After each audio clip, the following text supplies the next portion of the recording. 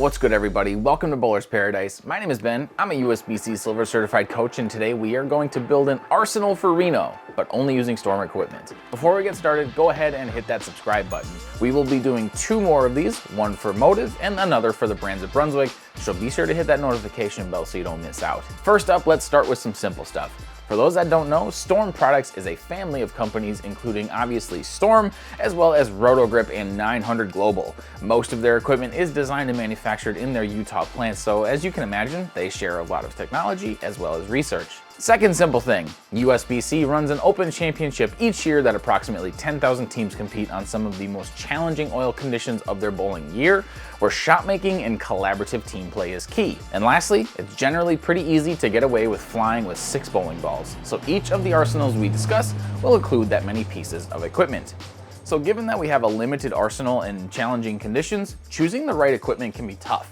So if I were exclusive to Storm Products, these are the bowling balls I would bring with. First ball always in the bag is a spare ball. Whether it's plastic, urethane, whatever, they all go straight. The last thing you want when you're on the approach in the National Bowling Stadium is an inability to make your single pins, so for me, I use the Storm Mix. But that one was a given, so the next ball in the bag has to be urethane. Every year on both the minors and the team patterns, urethane seems to be in play, especially early. The one year I didn't bring it with was the year I needed it most, so to make sure that mistake won't ever happen again, I would bring the Zen U. It's a little more versatile than the Pitch Black, but still controls the lane very well, and generally does what urethane is supposed to do with a little bit more shape. Then we start getting into the tough decisions. Having 4 spots left, I try to have an array of core and cover strengths to have as many options as I can when I'm there. A rule of thumb I've used previously is to have both a shiny and a dull symmetrical option and a shiny and a dull asymmetrical option.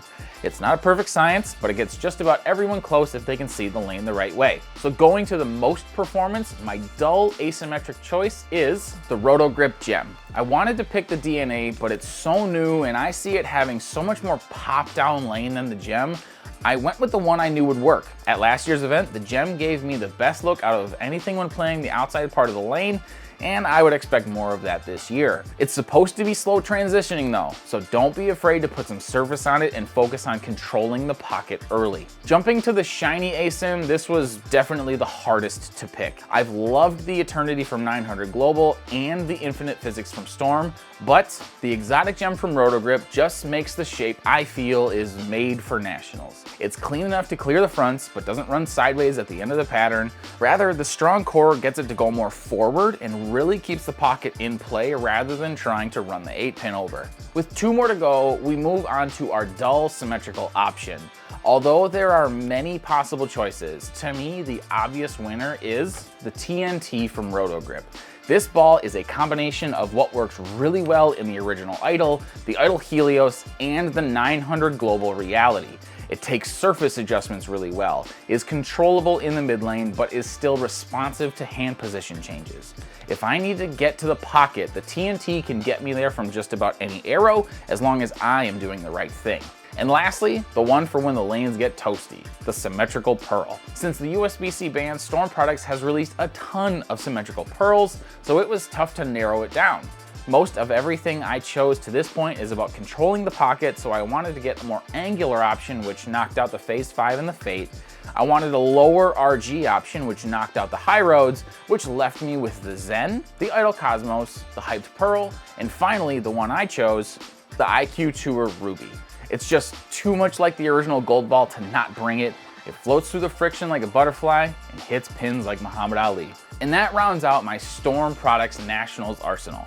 If you're headed out to Reno and bringing some Storm balls with, let me know what they are in the comments. Links to each of these pieces can be found in the description box. Be sure to use the discount code YouTube at checkout for free shipping. If you haven't yet, like this video, subscribe to the channel, and hit that notification bell for more ball and product reviews. And as always, remember you guys, having the right 6 balls with you when you're out at Reno, now that's a bowler's paradise. Peace.